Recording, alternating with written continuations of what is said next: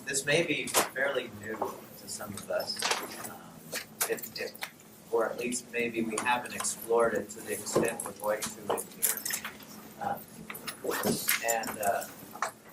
If you're anything like me, you're going to find this really fascinating.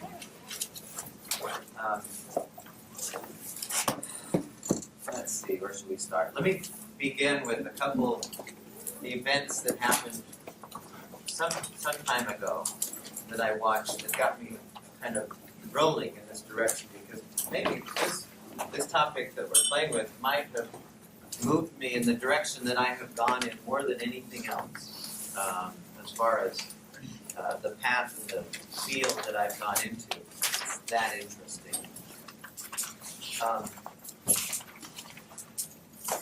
I remember it was 1976.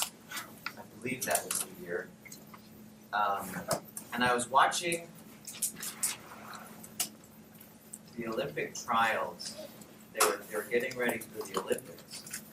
And there was a guy. Well, is anyone here? Brandy, you're a track star, right? Has anyone in here ever done any high jumping? Has anyone ever tried high jumping? Scott, you have? When you high jump, I mean, when you tried doing it, how did you do it? I mean, like skill-wise? No, like what? Did you do like the barrel or the Fosbury? I did the Fosbury. Fosbury, okay.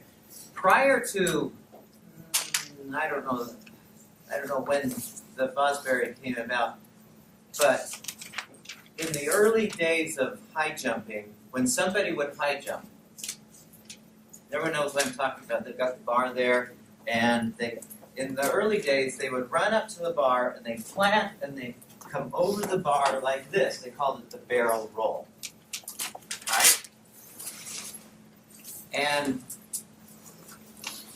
I don't know, it doesn't matter how this evolved exactly, but there came a guy by the name of Fosbury who realized that if you went and hit and came over like this, you could jump quite a bit higher, which is the way everybody high jumps today.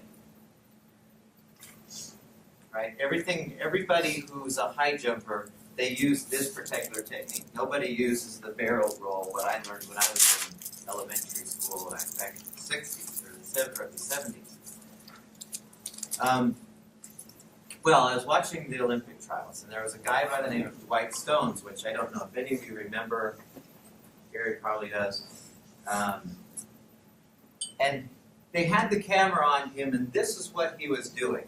And I thought, that's the weirdest thing. And this is what he was doing. They just had the camera sitting on him. And this is, he had his eyes closed. And it looked like this. He was going like this.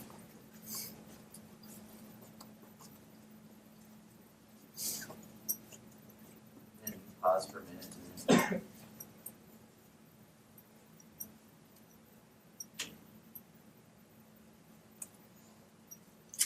That's the strangest thing. What was he doing?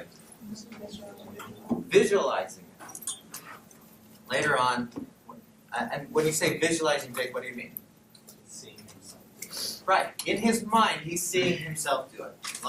Few years later, there came along a guy by the name of Greg Louganis.